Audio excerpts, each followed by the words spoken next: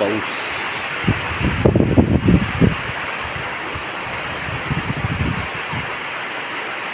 विजांचा कडकडाटासह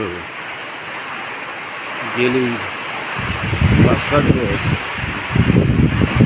दर दिवशी न चुकता हजेरी लावणारा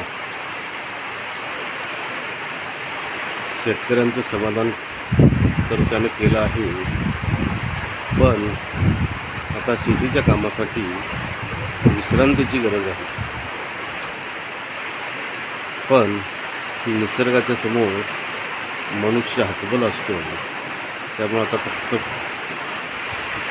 पाहत राहावं लागतं आहे.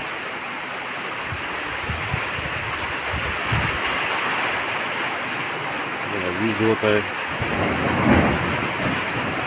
गडगडाट ऐकायला येत असेल.